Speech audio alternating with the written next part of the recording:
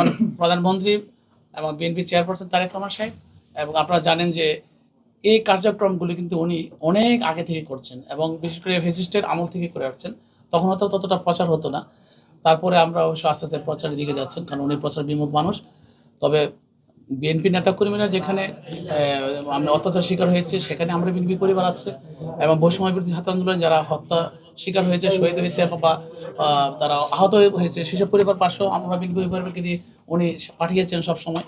তবে আমি মনে করি যে আমরা বিএনপি পরিবার অতীতে যেমন ছিল এবং ভবিষ্যতে সেভাবে কাজ করবে এবং আরো ভালোভাবে কাজ করবে। কারণ আমরা একটা কথা বলেছি আগে যে আমরা ক্ষমতা আসতে পারলে আমরা বিএনপি পরিবার আরো শক্তিশালী হবে। যেহেতু আমরা নির্বাচনে একটু ব্যস্ত ছিলাম, আমি আমার এলাকায় নির্বাচন করেছি, আমাদের প্রাইম মিনিস্টার উনিও নির্বাচন করেছেন, সবাই নির্বাচন ব্যস্ত ছিলাম, সেই জন্য হয়তো কাজ একটু স্লো ছিল। কিন্তু এখন আমাদের কাজ আরো ত্বরান্বিত হবে এবং আরো গভীরভাবে আমরা কাজ করব। প্রতিটা এলাকায় গিয়ে গিয়ে আমাদের দুঃখ দুর্দশাগ্রস্ত ক্ষতিগ্রস্ত পরিবার পাশে আমরা দাঁড়াবো, এবং এটা শুধুমাত্র আমরা বিএনপি পরিবারের প্রধান পৃষ্ঠপোষক তারেক রহমান সাহেবের নির্দেশে আমরা চালিয়ে যাব ইনশাআল্লাহ। আচ্ছা, ওনার জন্য কিছু চালানোর জন্য জানি আল্লাহ তৌফিক দান করে, মাথা জানি আল্লাহ জানি আপনি আরো ভালো দিন। আচ্ছা,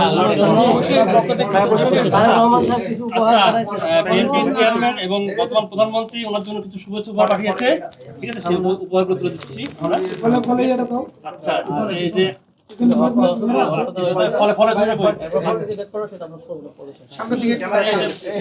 ফলো পাঠাইছেন উনি,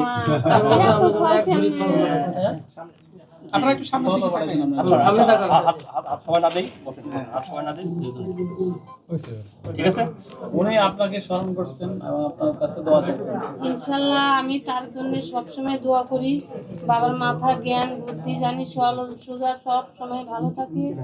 বাবা জানি সবার জন্য দরদ করে জানি টাকারে উপহার দিতে পারে, টাকার জানি রহমত দান করে। আল্লাহ জানি বাবার আরো জ্ঞান বুদ্ধি ভালো দেয়, সবার জানি উপহার জানি। ঠিক আছে, ধন্যবাদ সবাইকে। সবাই মিলে আমরা